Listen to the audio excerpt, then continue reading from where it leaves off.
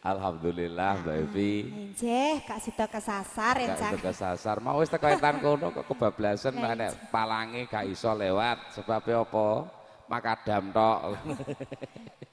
Nggih konten nggih Bah nggih. Iya lho waduh diaturi kok. Kalian senggak. Nono ayah. Nggih, nek senggak nggih mboten napa-napa pun sah diempet lho Pak nggih.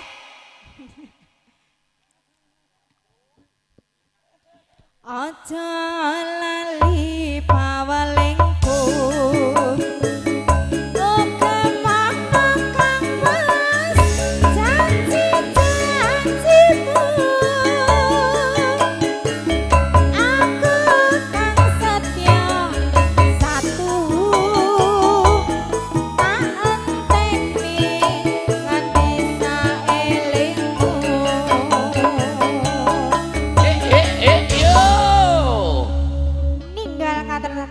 Kader Kang Mas Subur kalian Mas Aris matur suwun. Ogong kok ya apa to matur suwun kaya diwehi apa ae. Pripun? Nyumangkaken monggo taksih wonten wekdal kathah monggo. Tenan iki. Kok sitok niki penak lho Mbak Evi. Saestu monggo. Monggo wis Nyumangkane. Monggo kok napa? ora. Monggo 1000. Lah ngono lho. Monggo Abah. Mboten napa-napa, mboten tetes ping gelih panjenengan. Oke. Sama menika kiyarsa pilih saking kata-kata sinoman wonten panyuwunan lelagon wonten ing kanggang punika kersanipun jumbo kali sasana mbok menawi nggih menika nggih wonten. Mas Demo napa niki panyuwunane jenengan khusus sampean niki? Khususon. Heeh. Nah, ngono. Lho, piye maksud iki piye? Urung-urung kok wis lab. Monggo Mas Demo, janda estu pemunden BDJ. Wis diatur. Monggo, estu. Napa Mas Demo? Ojo mbok itek iki to, we. Ngono. Nyuwun merah jambu. Wis Merah jambu. Nggih. Cinta jambu merah. Ngoten. lah kok mudhun jenengan Mas Loh, Demo? Lah Mas Demo kan big boss hari ini. Panitia Iya menika. Panitia panitia. keluarga besar. Nggih. Alhamdulillah. Mbak Evi, Dalam Mas Aris. cinta merah jambu ibaratnya seperti pohon pisang. Wih. Kalau berbuah cukup sekali saja. Wih. Leres. Terus? Ugi dematang temanten. Wih. Cukup sekali dalam seumur hidup pertama terakhir. Ngoten ki Abah. Cocok. Nggih. Tak turun kok kan. Ngono. Silakan Mbak Evi. Mas. Spesial kagem Mas Demo.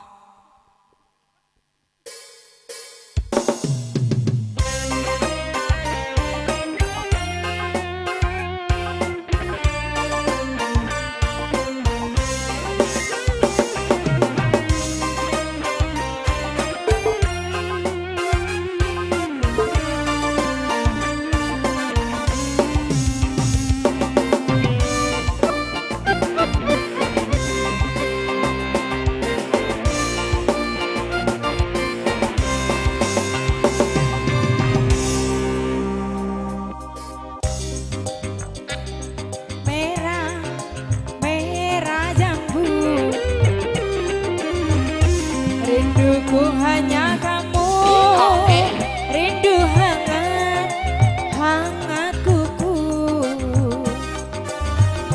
Lihat pohon pisang, bila berbuah hanya sekali. Itulah cintaku yang tak mungkin terbagi-bagi. Cukup kamu saja, kamu saja, kamu saja, kamu saja yang di hati. Aku tetap setia, tetap setia, tetap setia, tetap setia sampai mati. Cintaku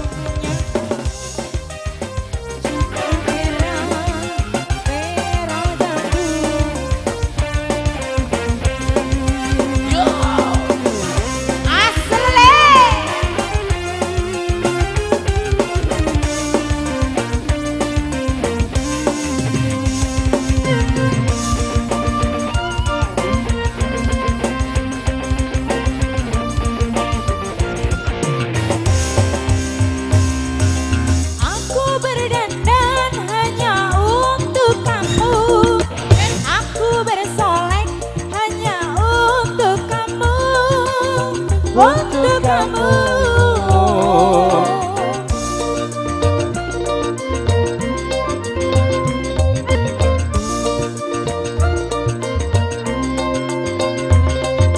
Dari rambutku sampai ujung kaki, semua ini hanyalah milikmu, oh milikmu. Kulit dan jantung milikmu, lahir dan batin cintaku padamu. Cintaku hanya kamu, cinta merah, merah jambu. Rinduku hanya kamu, rindu hangat, hangat kuku. Lihat pohon pisang, bila berbuah hanya sekali. Itulah cintaku yang takkan mungkin terbagi-bagi. Cukup kamu saja, Kamu saja, kamu saja, kamu saja. hati. Aku tetap setia, Tetap setia, tetap setia, tetap setia. sampai mati.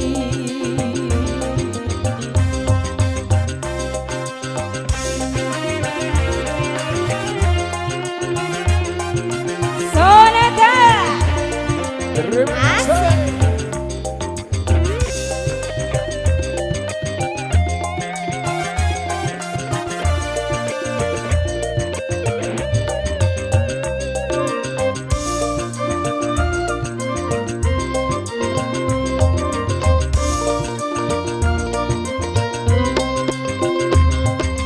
Aku berdandan hanya untuk kamu, aku bersolek hanya untuk kamu, untuk kamu.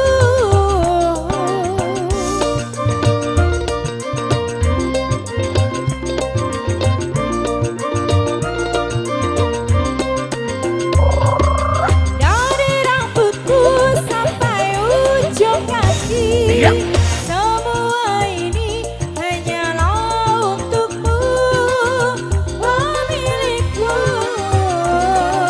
Kulit dan jantung milikmu, lahir dan batin cintaku padamu. Cintaku hanya kamu, cinta merah, merah jambu. Rinduku hanya kamu, rindu hangat, hangat kuku. Lihat pohon pisang, bila berbuah hanya sekali. Itulah cintaku yang takkan mungkin terbagi-bagi. Cukup kamu saja, Kamu saja, kamu saja, kamu saja. yang di hati. Aku tetap setia, Tidak setia, tetap setia, tidak setia. sampai mati. Cintaku hanya kamu, cinta merah, merah jambu. Rinduku hanya kamu, rindu hangat, hangat kuku. Bus, Terima kasih. mriko. Wus tinar buka wiwaraning panti busana. Sumirat hamba parateja maya-maya. Kawis toyo tejanat mojo temantian putri kang puspari pura kenya ngadi busana ngadi sarira. ing mangke rasa kinanti mancing ing madyaning sasana wiwaha jumujuk wonten madyaning sasana rinengga sinawung ungling gangsa lokananta mungya angranggin ana gandha aroma ngambar-ambar jroning pawiwahan kawuryan ana teja angenguwung mawa praba Allah menika tejane atmaja temantian putri kang wis paripurna nggih ngadi busana ngadi sarira ing mangke sinadya kinanti manjing ing madyaning sasana wiwaha madya kang wis ngarang tengah sasana panggonan ori nenggo kebak mring lerengganing kang maneka warni ya kang winastan sasana praba kencana ya sasana singangsana ya sasana siti hinggil binaturata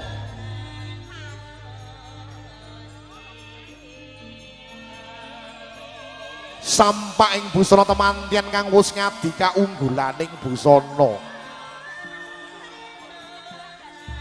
ya busana kang imba busraning Prameswari nata abyor mobyor pating galebyar pating karlap katembu ing pandampur entuk angrenggani kalamontenon saking Mandrawa candrane kadya kilat ingkang hasesiring kunjuk ibu juru sumbaga ibu juru rias pangedi busana ibu juru panggih sekarang kedaton mugi kinanti tumuju sasana Arinengga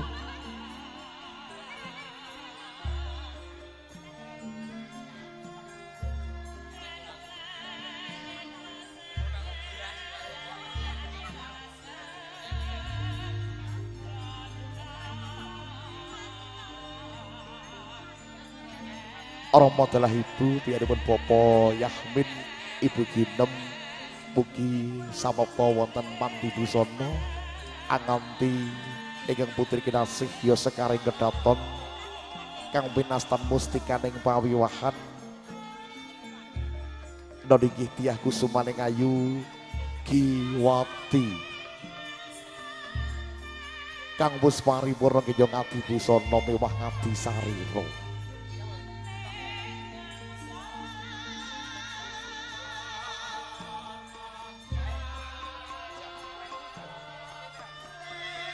sampahing busana temantian kang wis ngadi kaunggulaning busana ya busana kang imba busraning Prameswari nata Katolika samraga nganti gandhek sakembaran ya patah kembar ya putri kembar kang kembar busayarane kembar pasuryane lamun Cinandra pindhane jambe kang sinigar patah sakembaran senadyan dumadi saking lare ingkang maksih timur parandene sampun prigel gandes luwes awit saking buntasing karya ingkang Hanawung Krida noninggih Intan VSR Muah ing wiji saya wengkon Gunung Sari Kabupaten Madiun kang wis buntas anggenipun ngadi sarira ngadi busana temantian milotan mantra-mantra kadya wis sakir dewasa kadewasane nemahnot maja temantian putri kang harasa mandiring pribadi winengku marang garwa anggebir Branagung kasuwun ageng pangestu dhumateng para-para kang siniwaka ing pahargyan mugi tansah hayom tentrem apa kang jinangka bisa tumeka apa kang kaedi bisa dumadi apa kang kagayo bakal jumbuh katalika samana Satrio pangapit ya sang pagrayu pager bagus ingkang winastanan Dumas Manggala ya kadang Pratiwa Manggala ya kadang Talang Pati ingkang satut puri Handayani wus kakanthi karo ibu tumut wonten madyaning sasana rinengga madya kang wus ing tengah sasana panggonan rinengga kebak mring rerengganing kang maneka warni Dodokan kang ijo royo-royo candranya kadya maksih gumadung Sunaring netra damar kang inan kedheping netra pindha keplasih wasta linunggit panyaya pindhanya sekar kedaton ya mustikaning pawan ing wewengkon ngranget dagangan Madiun temantian putih lenggah kanthi anggana raras ingkang ateges lenggah ijen tanpa rawang mugi anggenipun ngrantu arawipun ingkang garwa ingkang raga tansah linambaran ing rasa sabar. Nggih. Tumuli pamasrahing Punang Boga Jenar monggo dipun pratitisaken pamasrahing Punang Boga Jenar kadang-kadang ingkang tinanggenah kadang Dumas Punang Boga Jenar dipun pasrahaken dumateng ingkang Rama ingkang Ibu Tinampi monggo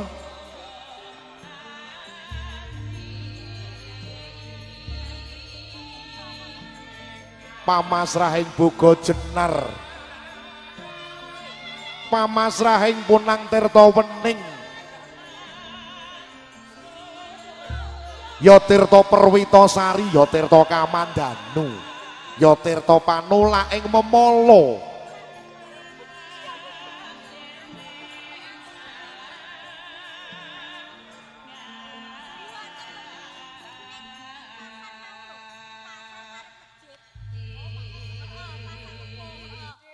Nadije kalau mau mijiling temanten sampun keparang paripurna tumuli dipun bacotaken mangke pamasrahing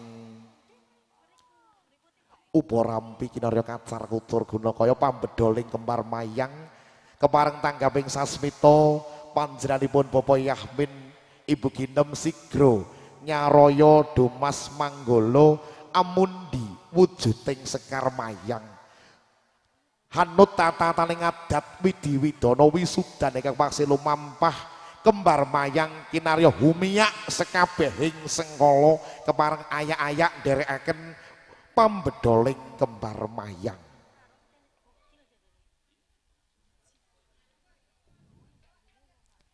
Tinampi mangga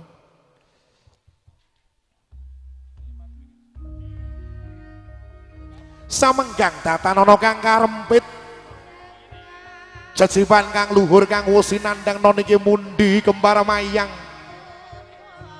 kembar kang wus ngarani padha mayang sesekaran alire putra mantulan putranipun piyambak boten kabenten-bentenaken yayah kawengkuh padha sanadyan sawenena kang mastani kembar mayang menika Kalmataru Dewandaru Jayandaru ya sekar kusuma asmara ya sekar mancawarna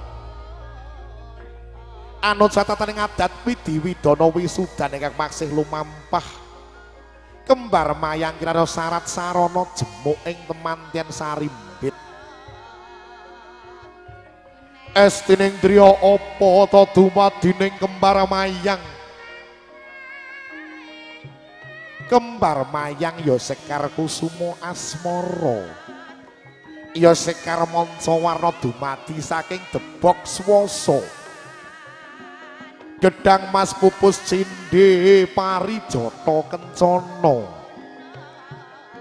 andong kang tansah cumondong nenuwunaken nugrahaning Gusti kang murbeng dumadi saperangan wujuding sekar mayang dipun paringaken dumateng kadang Pratiwa Manggala ewa dene ing mangke saperangan dipun paringaken dumateng kadang Dumas wus kapundi wujuding sekar mayang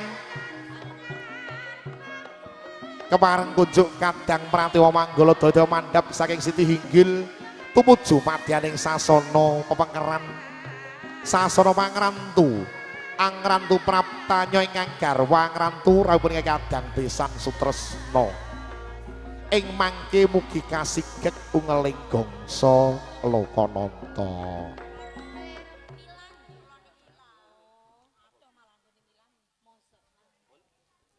Eji sagung merlegah para munden para tamindilya saantawis kala bedoling kemar mayang sampun kemareng dipun pratiseken piyambakipun Ibu Juru Sumbaga, Ibu Juru Panggih, Ibu Juru Rias ingkang mijil saking Intan VSR Mua mapan pilenggah wonten ing wewengkon Gunung Sari, Kecamatan Madiun, Kabupaten Madiun.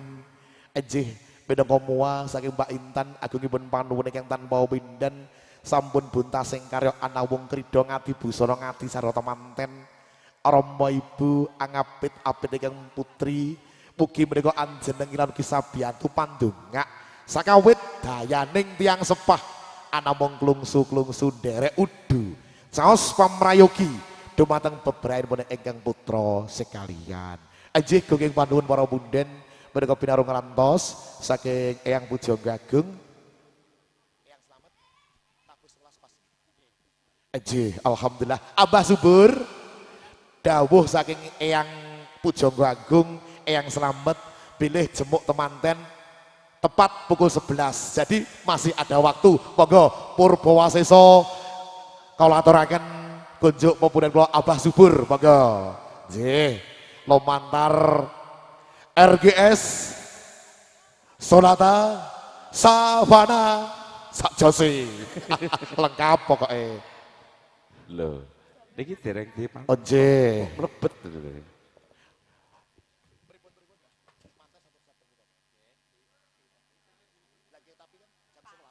Nggih kersane dilebetne wonten ing sak jabinipun Teropagung kersane mboten kepanasan nggih. Mboten napa-napa kalian kerantos detik-detik. Kalau dawuh Eyang Pujangga tetap jam 11. Oh ngoten. Iki saking pangombyong pinanganten kersane nggih yo priyin. Iya priyin. Dereng tabus Sakawit menika sangat menika penting Abah nggih. Menika ketika pun Eyang Pujangga Agung pokoke tetap nggih. Rokokan riyin mawon Nggih, pun monggo. monggo dipusahaken. Nyepakaken Abah monggo. Mbak Niken Salindri.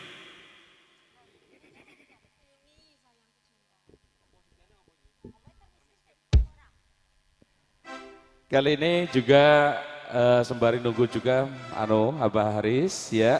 Ini ada atensi yang sudah masuk bersama kita. Ini atensinya diperuntukkan buat Mas Darmono. Mas Darmono, ya. Ini lagunya sangat legendaris yang lagi viral. Terkaya di dunia.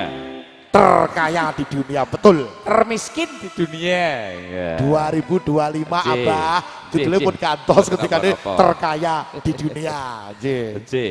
Mangga. Niki saking pangombyong pinanganten sepeda malih sabar kendel rumiyin mboten napa-napa nggih. Nek perlu lenggah mboten napa-napa. Nggih. Sakawe dawuh nggih kalau mau. Duduk dulu bahasa Palembang enggak tahu bahasa Jawa ya. Nggih, enggak bisa. Bahasa ya? Jawa saja, bahasa nasional saja. Basing. Oh, basing, nggih, basing. Basing ya. Terserah. Basing. Basing itu terserah. Tahu kan. Satu suku saya dengan Mas Haris. Oh, ya. Apa suku apa? Dari Muara Enim. Silakan Niken Salindri.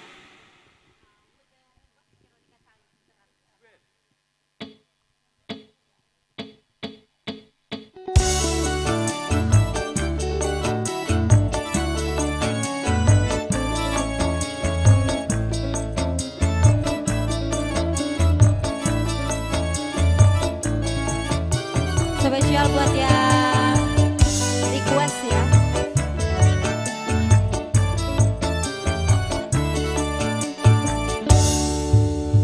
Bukan ku menolakmu untuk mencintaiku, tetapi lihat dulu siapakah diriku. Karena engkau dan aku sungguh jauh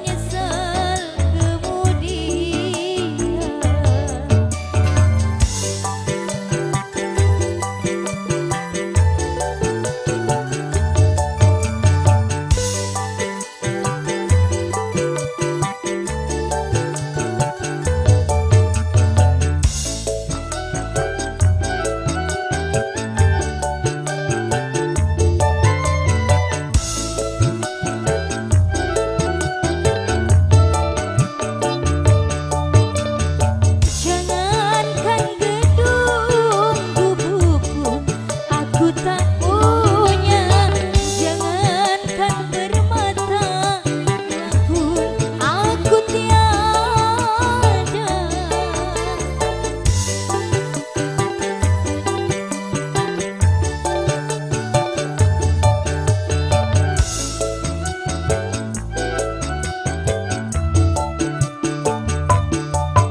Aku merasa orang termiskin di dunia yang penuh derita, bermandikan air mata. Itulah diriku, ku katakan padamu agar engkau tahu siapa aku. Sebelum terlanjur, pikir-pikirlah dulu, sebelum engkau menyesal kemudian. Karena engkau dan aku sungguh jauh berbeda. Kau orang kaya, aku orang tak punya. Sebelum terlanjur, pikir-pikirlah dulu, sebelum engkau menyesal kemudian. Sembah nuwun diajeng dengan aji. Nggih. Kalau wau saking dawuh Eyang Pujangga Agung, Eyang Bayan Slamet punika toleransi wonten punika aji alhamdulillah punika kirang seperempat punika Eyang Kakung, Eyang Pujangga Agung punika sampun kepareng badhe jemukaken temanten. Nggih, atos kunjuk pramunden dawuh saking Eyang Pujangga Agung piyambun Eyang Bayan Slamet ingkang minangka tuwa-tuwang ganing paewan wonten ing wewengkon Desa Ngranget Dagangan Madiun kalenggan nuwus ndungkap wahyaning mongso dumawahing kudrat tumurning wahyu judu sejati ana titah kang asipat jalu menyang kenya kang wus tinemu jatuh kramanira sumirat hamba Baratejo moyo-moyo yen to kadulu sedangu sacetha sacaket sangalila loh menika prapanya temanten kakung telah temanten putri tumuju madyaning sasana jemuk kajemukaken Eyang Pujangga Agung kabiyantu Ibu Pangrengga ing busana sak lebeting jemuk kunjuk pepunden mugi kasuwun kastua paring berkah pangestu jemuk ing temanten pinayungan song agung sholawat Nabi kepareng anggegono Allahumma sholli ala Muhammad Sallallahu alaihi.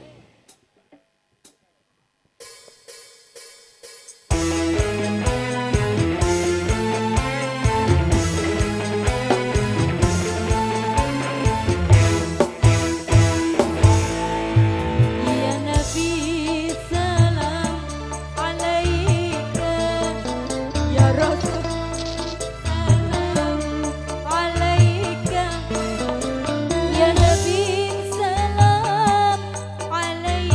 salam alaika, salawatullah alaik. Ya Nabi salam alaika, ya Rasul salam alaika, ya Habib salam alaika, salawatullah alaik.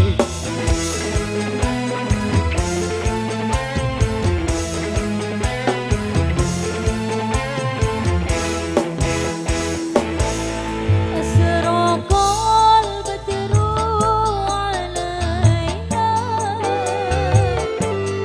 faltafat minhul buduru.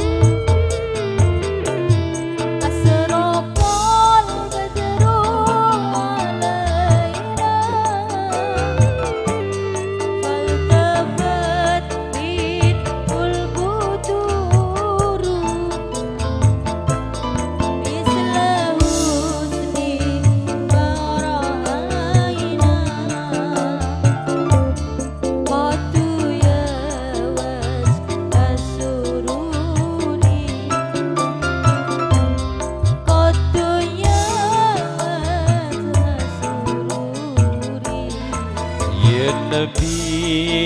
السلام عليك يا رسول السلام عليك يا حبيب السلام عليك صلوات الله عليك.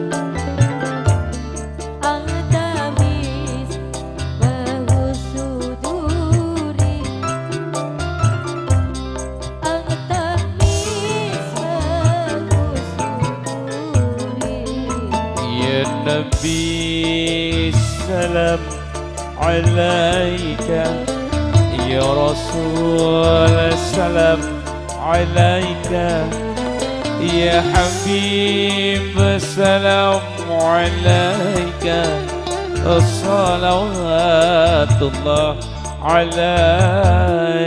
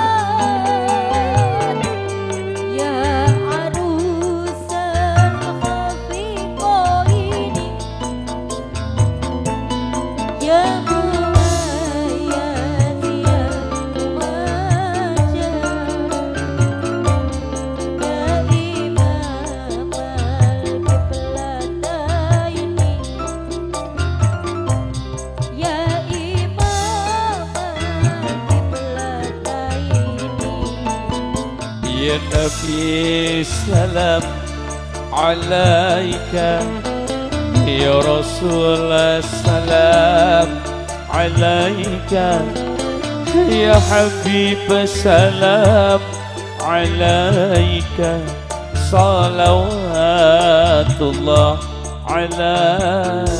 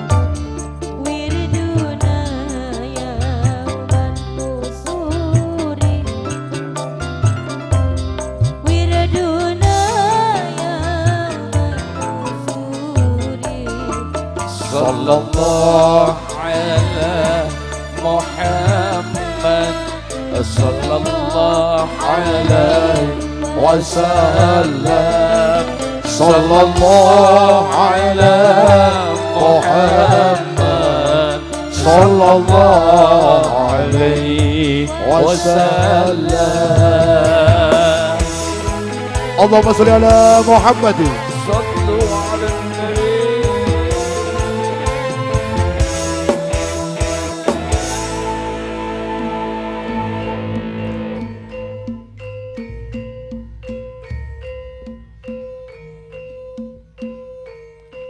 Reptip adem permanem bebasan datan ana kekayon kang obah samirana datan lumampah kang kapiyarsa mung swaraning gongsa lukananta mung yo angranggin anyarangi jemuk ing temanten sarimbit dinemu hayu manggih bagya mulya alumadining prasta adat tali dharma jemuk ing temanten sarimbit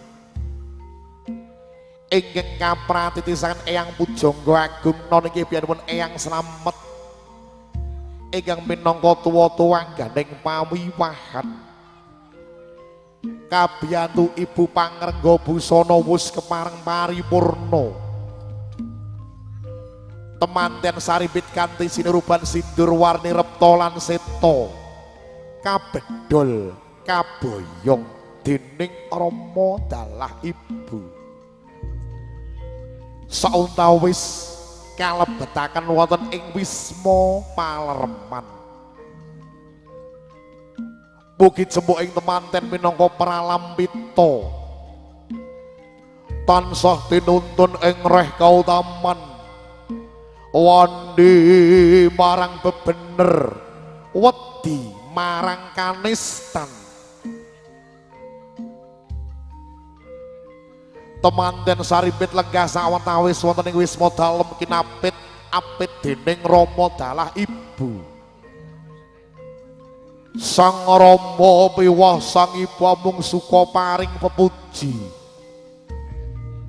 Sang Rama miwah Sang Ibu namung klungsu nderek udu saos pamrayogi dhumateng beberanipun ingkang putra sekalian mugi beberanipun ingkang putra santan saatut runtut reruntungan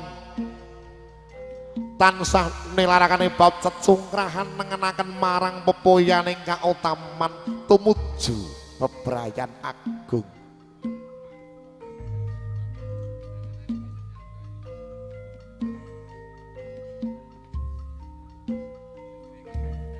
paripura lenggah sawetawis ing paket tumuli binayong tumuju madyaning sasana rinengga ya madyaning sasana Sakawit Siti Hinggil Binaturata ya sasana Singangsana Adi monggo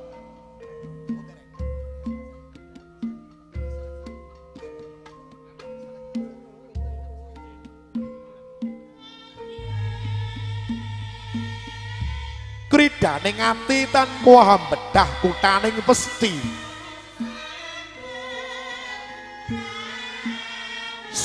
sepira budidayaning manungsa tan bisa ngunggahi kodrat ingkang maha kawasa siji tumurning rejeki loro tumekaning jodho telu wahyu papat pangkat kabeh manungsa ora diwenangake ngaweruhi anyar kang putra putih temanten panggih estrining driya apa ta dumadining tembung panggih panggih karipta saking tembung pangudi gambuhing penggalih upacara panggih jemput temanten wis kepareng paripurna kapresane Eyang Pujangga Agung temanten kiranti manjing tumuju wonten madyaning Siti Hinggil Binaturata ya sasana rinengga ya sasana mayang arum ya sasana Singangsana Adi madya kang wus lain tengah sasana panggonan rinengga kebak mring rerengganing kang maneka warni tetukulan kang ijo royo-royo candranya kadya maksih gumadung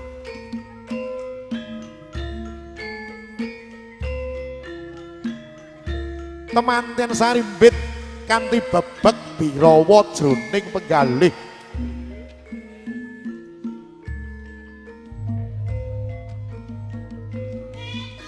awit wis kasembadan apa kang dadi sedyane wis kepareng jajar pinajang wonten madyaning sasana rinengga kanthi diyah asta tangkeping wuri ing pangke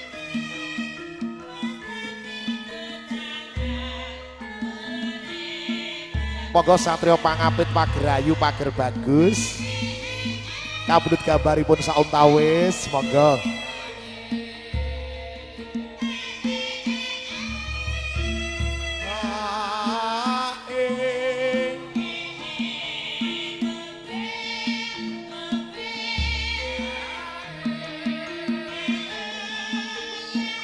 Satrio pangapit ya pagerayu ya pager bagus ingkang pinastanan Dumas manggoleketan satu turi Handayani saungtawis hangapit apit temanten saribit kapundhut gambaripun minangka tandha sejarah benjang dumateng putra wayah.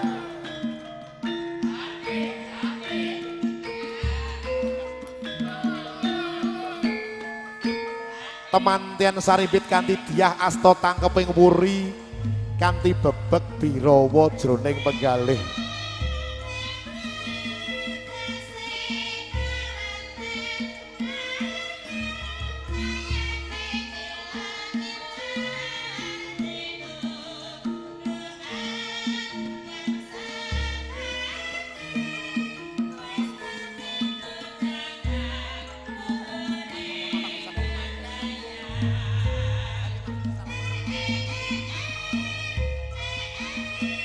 Monggo mriku Bapak Yahmin mandhap sauntawis temanten monggo sinembah diah asta tangkeping wuri kanthi bebek birawa jroning penggalih awit wis kasembatan apa kang dadi sedyane jajar pinajang panyayah pindhanya Nalindra Sadina Narpati Saari Ratu Sadalu. Monggo Rama Ibu besan ingkang punya saking Muara Enim Sumatera Selatan pamapake Kyai Kadang Besan Sutresna kanthi jawat asta bage binagi ngaturaken pambagya wilujeng rawuh kaki saha nini besan mugi kawilujengan kasugengan tansah jinangkung nggih. Alhamdulillah paripurna lumadining pamapake Kyai Kadang Besan Sutresna jawat asta bagi binagi tumuli kadhaken lenggah wonten sasana ingkang sampun tinemtokaken. Enjih minggah wonten Siti Hinggil Pinaturata madyaning sasana rindheng kepareng arsa amratitisaken jangkeping adicara adat krobongan pinurwakan kanthi sumungkaping temanten putri dumateng temanten kakung minangka guru nadi tumuli sumungkem ngaras padaning Rama Ibu kalajengaken kacar kucur gunakaya kembul bujana Andrawina pinungkas kanthi temanten pinaringan unjukan tirta wening sakderengipun sumungkem monggo kunjuk Ibu Juru Sumbega kepareng samapta wonten ing sasana mangke panglolosing punang canela taslep ugi panglolosing punang duwung kepareng kaaturaken pegah.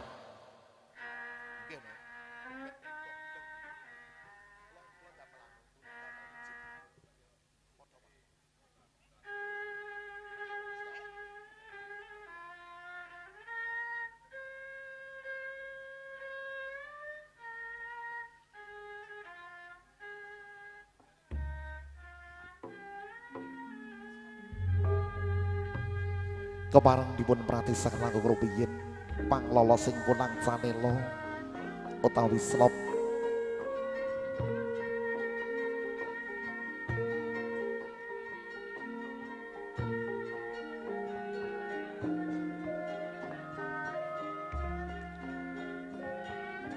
dipun pratisaken sumungkem ngaras padaning Raka Garwa ya guru nadi ya imam dalam rumah tangga kersanipun boten salah penafsir boten ateges menungso nyembah menungso boten ananging menika njumbuhaken dawuh Bismillahirrahmanirrahim Ari jalu kawa munananisa jejering priya kang minangka pimpinan jejering wanita jejering priya kang minangka pangayom jejering wanita wanita kudu tansah wani ing tata tansah mundi dawuh dumateng kang garwa selagi boten singklar saking madyaning bebener. Sumungkem ngaras pepadaning raka garwa ya guru nadi.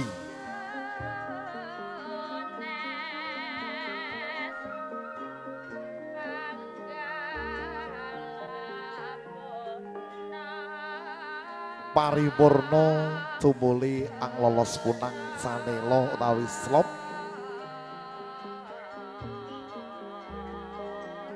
tumuli dipun bacotaken ing mangke panglolosing duwung saking angganya temanten kakung sakawit sakderengipun sumungkem sakderengipun sembah bekti dumateng Rama Ibu pusaka utawi sifat kandel kedah dipun lolos. Nggih. Panglolosing duwung saking angganya temanten kakung bismillahirrahmanirrahim. Sakala duwung kalolos monggo. Dilepas. Nggih. Tumuli punang canela ta islop dugi gitu lolos ing mangke sigra jumangkah tumungkuling bantala samepa sumungkem ngaras pepadaning Rama Ibu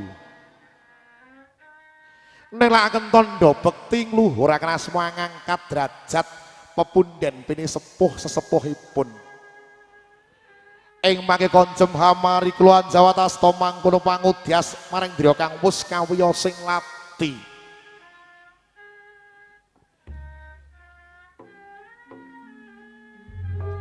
Duh Kanjeng Rama, Kanjeng Ibu. Jimat pepundhen kawula ingkang dat kula pundi-pundi dat kula tresnani. Ingkang putra-putri kang marak sowan. Ingkang putra-putri ngaturaken sembah bekti kang agung ngaturaken sewu kalepatan kang agung. Ingkang putra putri emut nalika Purwadok Sina nalika linairaken ing jagat raya. Kanjeng Rama kang wis bangkit angukir jiwa raga. Dene Kanjeng Ibu kang minangka papan yoga brata nawa candra dasari suwene. Rama miwah Ibu kang wis gulawentah wiwit milai timur ngantos akhiring dewasa.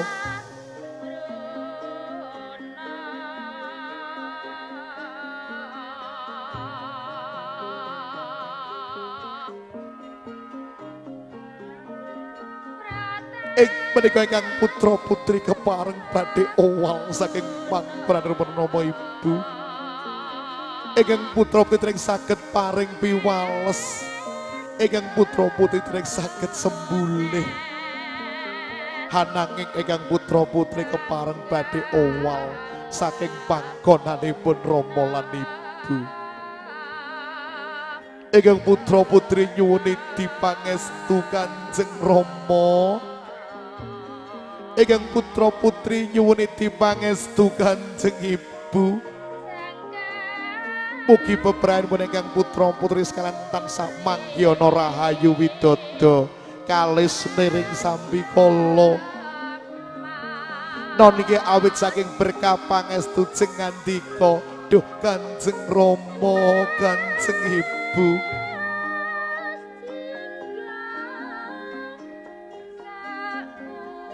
Ing mangke paripura sumungkem maras pemadaning Rama Ibu saking ranget tumuli daya kegancangan bangkit sumungkem maras pepadaning Rama Ibu saking Palembang. Monggo lon-lonan kegancangan, monggo gantos sumungkem dateng Rama Ibu saking Palembang, monggo.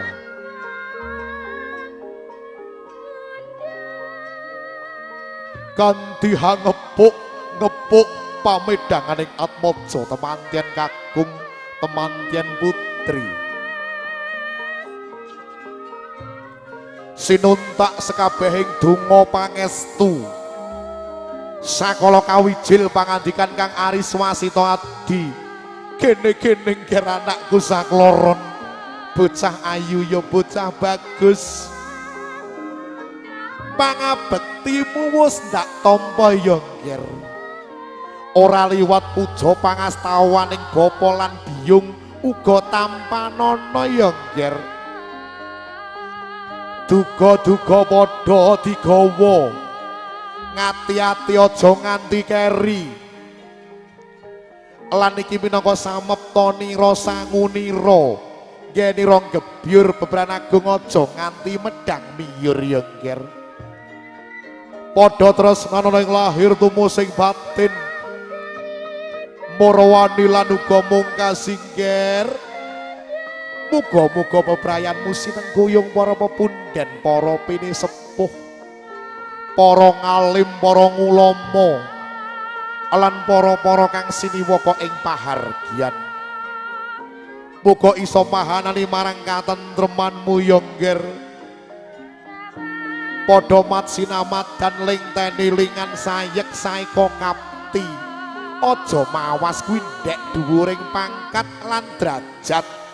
Kabeh manusangka ati kang minangka pawitane jeneng sira Resnani ya ngger.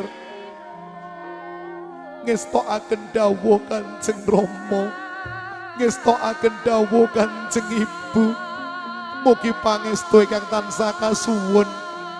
Paripurna sumungkem punang sanela slop dipun agem. Tumuli duwung dipun mapanaken wonten wangkinganipun malih. Monggo. Tumuli ing mangke lajuning tata adicara candhakipun monggo pamasanging duwung wonten angganya temanten kakung.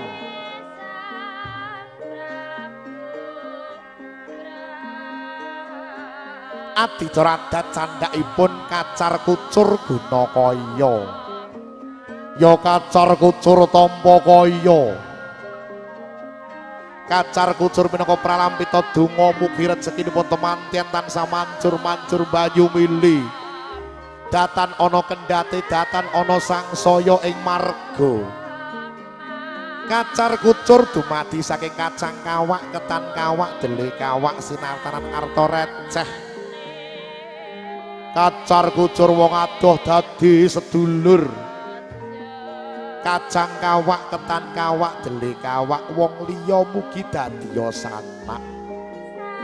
Ewa dene kang wis dadi sanak sangsaya raket anggenira sumanak. Ewa dene arta receh minangka kaskaya guna kaya.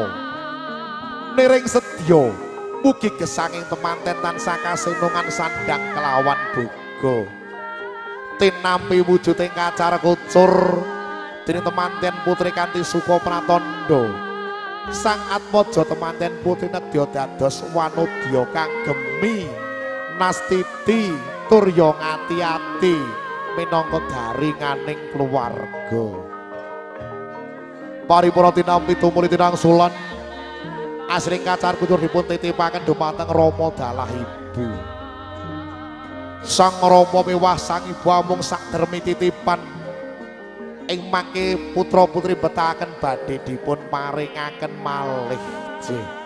Paripurna temanten lenggah tumuli lajuning tata adicara candhakipun nona inggih Kembul Bujana Andrawina ingkang winastanan dahar sesarengan kang dumadi saking boga jenar. Boga kang wus ngarani sekul jenar kuning sega kuning segane manten anyar ingkang lenggah ana ing Balai Pekajangan Sinudarsana. Pinurwakan temanten putri Handulang temanten kakung kang ngemu suraos ingkang ngemu werdi sinandi minangka tandha kaprastiyanipun dumateng garwa kang kinasih.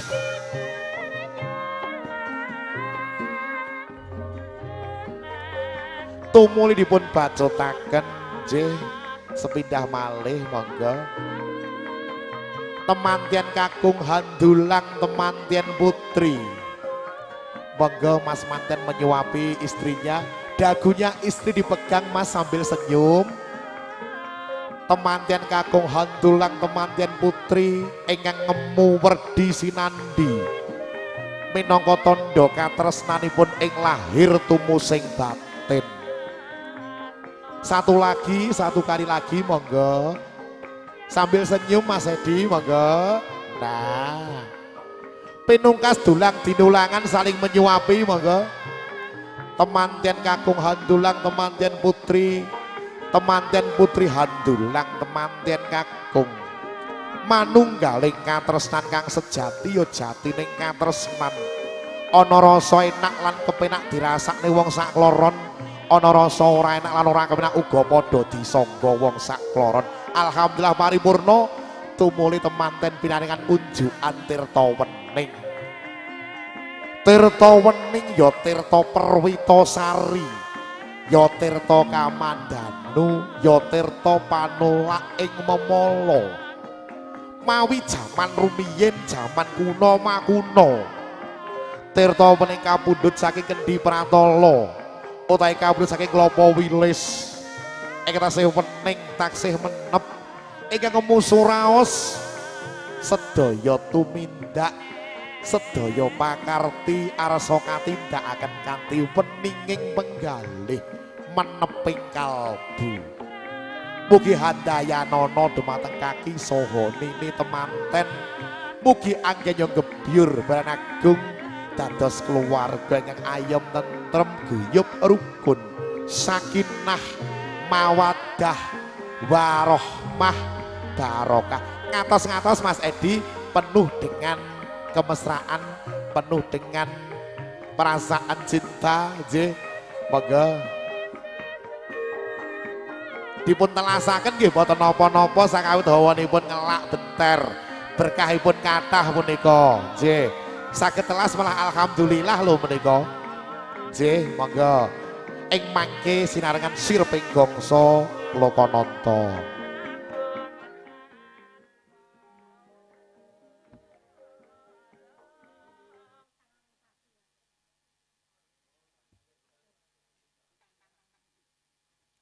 Eje santa wis paripurna acara adat angan cek lak sitaning acara pahargyan eje temanten sarimbit jumeneng Rama Ibu Bapak Yahmin telah Ibu Kinem kasuwun mangke kabut gambaripun kanthi hangapit-apit ingkang putra sekalian. Mugi menika anjenengi sabiyantu pandonga sakawit dayaning tiyang sepah ana mung klungsu-klungsu nderek udu caos pamrayogi dumateng bebrayan ingkang putra sekalian. Mugi bebrayan ingkang putra sekalian tansah atut runtut reruntungan tansah nilaraken bab cecungrahan nengenaken marang pepoyan ingkang utaman tumuju Bulan Agung sawanci-wanci Gusti Allah paring amanah paring dzurriyyah begatos putra ingkang saleh utawi salehah miyos kakung utawi estri sami kemawon. Nggih, tenang Mas. Alhamdulillah nggih.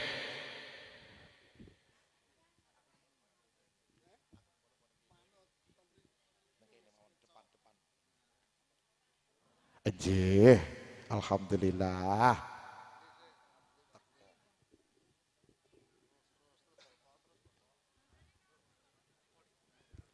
Sagung para lenggah, para bunden, para tamindulya. Sauntawis paripurna acara adat hangancik laksitaning acara pahargyan walimatul arus kelenggah menika kalaupun pambiyawara pangendali wara ingkang wiji saking Intan VSR Mua maupun pilekah wonten ing wewengkon Gunung Sari, Kecamatan Madiun, Kabupaten Madiun. Sayuk karya kalenggan menika saking Pram Multimedia, ugi saking Devika Audio, saking RGS Sebaduwun, sampun ajeng guyung kalenggahan siang. Aji kemareng kirang wicaksana mbok bilih agen kula matur kalantur-lantur kalenggan punika adicara pahargyan daya-daya pinerokan kanthi ucapan bismillahirrahmanirrahim. Assalamualaikum warahmatullahi wabarakatuh. Mugi kawilujengan kasugengan tansah jinangkung dumateng handika dalah kula. Salam takzim bektos kawula kunjuk pangarasaning para ngalim, para ulama, Romo Yai, Romo Haji, ibunya Ibu Hajah, para pepunden, para pini sepuh, para tamu pinulyo. Kadang pisan sutresna pangombyong panderek pangayaming teman kakung ugi kunjuk sagung ing para tamu kakung Sumpahana Putri ingkang satuhu kalingga murdaning ing kakrami. Enjih Mukodimah sampun kepareng kula aturaken wonten ing pambuka kepareng kula anglajengaken tontonan kita ing adicara ingkang sampun rinakit rinantam saha rinumpaka.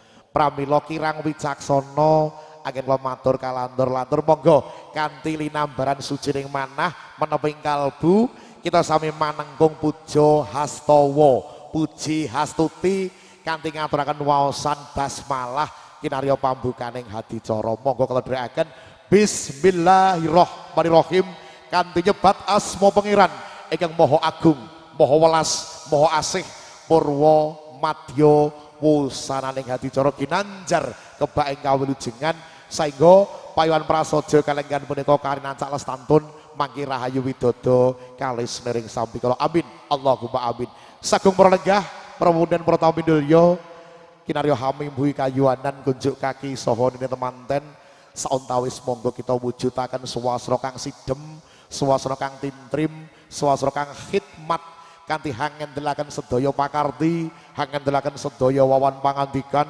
Monggo kita sami majinawadan binarung midhangetaken panggalih ing waosan pustaka sastra jendra hayuning rat tinelah kumandhang ing waosan etsi Al-Qur'an ingkang mangke pinungkas kanthi hastungkara donga kawulujengan kunjuk pepunden kawula inggih biyanipun Bapak Kyai Sartono sasana swasana pantaya swara kawula aturaken sumangga nuwun kawula nuwun.